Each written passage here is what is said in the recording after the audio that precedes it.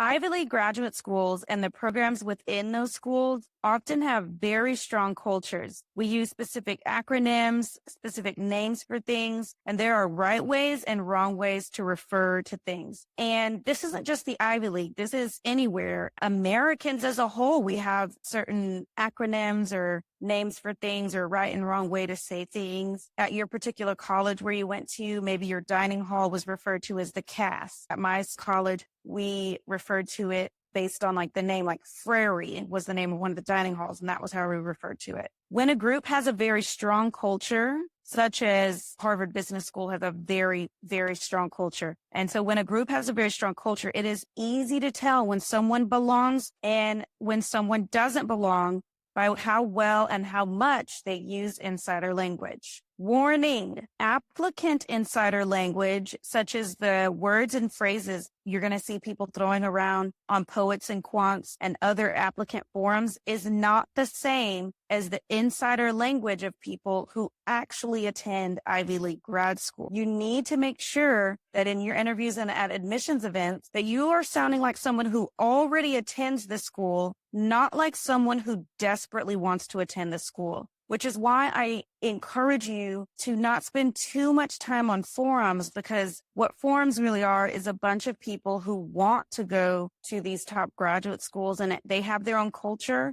but it's not actually the same as people who actually get in and actually go to the school. There is, of course, some overlap, but it's not a one-for-one equal thing. Let me give you some examples of insider language at Harvard University. For example, the yard would refer to the undergrad, the college, Harvard College. And that Harvard College is another thing you can say. For example, I'm taking French in the yard. And that means you're taking French at the undergrad college, which is what I did. Even though I was at the Kennedy School, I took French with the freshmen, just right in there with the freshmen, because I wanted to develop some French language skills. But then also I took corporate finance in the yard. That was a nightmare. I used to sit in the front row and be real eager and ask a lot of questions. And can you believe people would laugh at me for asking questions? And I don't know if they were laughing at me or laughing at the professor for giving really hard to understand answers. I didn't know. None of the other students talked to me in the class, except for the other Harvard Kennedy School students that were in the class. There were like 3 or 4 of us. And I really struggled in that class. And I was like, man, you kids are little evil geniuses. And I'm not saying everyone was like that, but that was my experience. But I just share that to say, maybe I was using outsider language. Maybe it's not the done thing to ask questions. I don't know. I was clearly an outsider in the yard in the corporate finance class, but I didn't really care. I was like, I'm going to Harvard Business School next year. So y'all could take a seat. But anyway, that's my side story about my nightmare class taken in the yard at Harvard. All right. At Harvard, we do not say, oh, yeah, let's say you're talking to someone in Cambridge or you're talking to someone at the Harvard Graduate School of Education. You would just say, I go to the business school. You would say, I go to the law school. I go to the ed school. I go to the Kennedy School. Notice that even though we say the business school, the law school, the ed school, we actually don't say the government school. We say the Kennedy School. So those are all really strong examples of insider language at Harvard. If you're walking around saying, oh, are you at Harvard Law School? People look at you like, yeah, but it just sounds awkward. And obviously it's very obnoxious for us to go around calling it the business school, like no other business school in the world matters, or the law school. But that's just what happens. At least if you're speaking to another person who goes to Harvard, or if you're really just speaking to someone in Cambridge. Other insider language distinctions. We say Harvard Kennedy School. We say Harvard Business School. We do not say the Harvard Kennedy School or the Harvard Business School. We do not say that. Also, study groups at HBS are called learning teams. It is important to get clear on what those study groups are called at each school because they may have a different term at each school. So your assigned study group, when you get on campus, these are not people you choose. They're assigned to you your first year, and that's called a learning team. The group of about 90 people that you take all of your first year classes with at HBS is called your section. And then there's a letter, okay? A, B, C, D, E, F, G, H, or I. I don't think there's a section J. We'll stop at I. I'm pretty sure it stops at I. So I was in section D, A, B, C, D. George W. Bush was in section C. And it's like a thing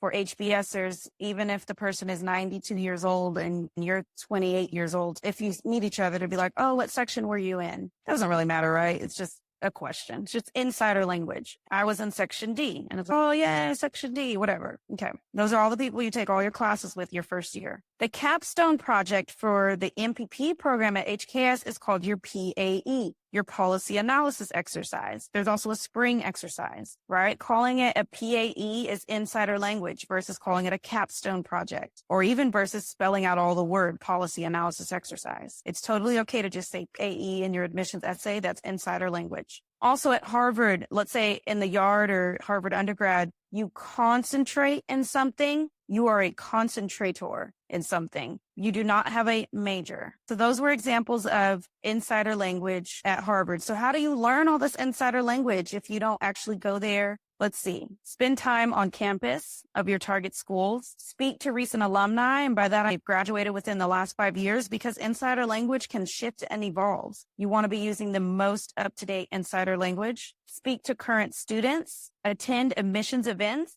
of the actual schools. Watch online webinars and information sessions that are put on by your target schools. And also pay close attention to the way students, administrators, and professors from the school about the school and their culture and the words they use, both on the school website, but also the way those representatives talk about the school on external websites. How do they refer to the school's culture? What phrases do they use? What words come up a lot? That's how we learn insider language. We're like little spies looking for clues. An acronym is a dead giveaway for insider language. An abbreviated word like the CAF instead of cafeteria, dead giveaway for insider language. Here are some key takeaways to remember. Insider language matters. Using the correct insider language demonstrates that you belong in a particular group, like an Ivy League grad school. However, be aware that the insider language used in applicant forums isn't necessarily the same as the language used by actual students at Ivy League schools. Your goal is to sound like a current student, not a desperate applicant. Here are some examples from Harvard. At Harvard, different schools within the university have specific ways they're referred to, such as the business school, the law school, or the Kennedy school. The term the Yard refers to the undergrad college at Harvard. In application essays for Harvard Kennedy School, you can use insider language like PAE, which means policy analysis exercise, instead of things like capstone project. In order to master insider language, try to spend time on the campus of your target schools. Speak to recent alumni or current students. Attend admissions events. Watch online webinars and information sessions put on by the schools, and closely observe how students, administrators, and professors talk about the school and its culture on both the school's website and external platforms. That's what I have for you today. You've got this.